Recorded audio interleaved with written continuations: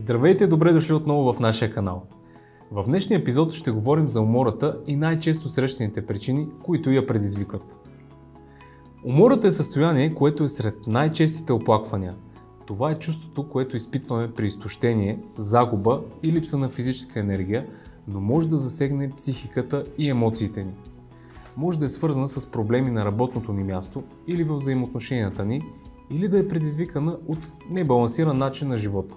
Ако липсата на енергия след физическо, психическо и емоционално товарване може да се възстанови чрез почивка, сън, преодоляване на стреса или най-общо казано презареждане, тогава най-вероятно се касае за едно от най-честите състояния или оплаквания при претоварване.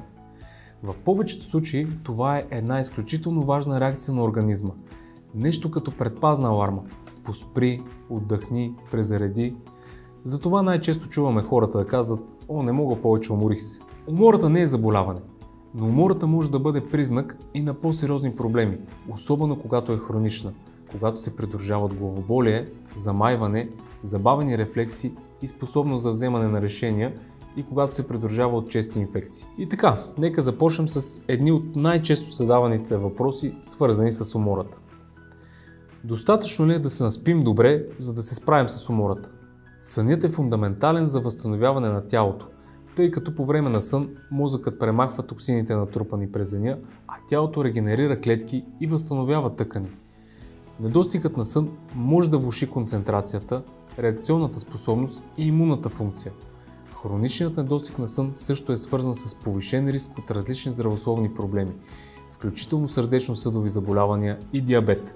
Умората само физиологическо състояние ли е? Умората е многофакторно състояние, което може да включва физиологически, психологически и емоционални аспекти. Може да бъде причинено от недостиг на хранителни вещества, както и от заболявания като щитовидна дисфункция или инфекции. Психологическите фактори могат да включват стрес, психични заболявания като депресия и тревожност, които допълнително изтощават енергийните ресурси на организма. Ще ни помогне ли кафето за справяне с умората? Кафето стимулира централната нервна система и временно увеличава бдителността, което може да помогне при умора. Въпреки това, прекомерната употреба на кофеин може да доведе до негативни странични ефекти, като нарушение на съня, повишена сърдечна честота и дори зависимост. Според проучвания, умерената консумация на кофеин около 200 до 400 мг на ден може да бъде полезна, но е важно да се контролира дозировката. Как храненето влияе на умората? Балансираната диета играе ключова роля в управлението на умората. Недостатъчният прием на желязо, магнезии и витамини от групата В може да доведе до анемия и загуба на енергия. Протеините и сложните въглехидрати предоставят дълготрайна енергия, докато простите захари предизвикат бързи колебания в кръвната захар, които могат да доведат до усещане за умора след тяхното бързо изчерпване. Могат ли упражненията да намалят умората? Редовните упражнения подобряват общото физическо и психическо здраве и могат значително да намалят умората. Според изследвания, умерената активност като ходене или плуване увеличава енергийните нива и подобрява настроението чрез освобождаване на ендорфини. Важно е обаче да се избягва прекомерната активност, която може да има обратен ефект и да доведе до умора.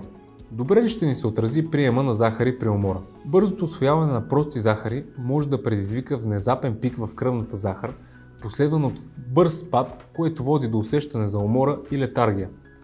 Балансираната диета с акцент върху сложните въглехидрати, протеини и здравословни мазнини осигурява стабилен източник на енергия, който помага за поддържане на устойчиви нива на кръвната захар и енергия през целия ден. Ако изпитвате постоянна умора, е от съществено значение да преосмислите своя начин на живот.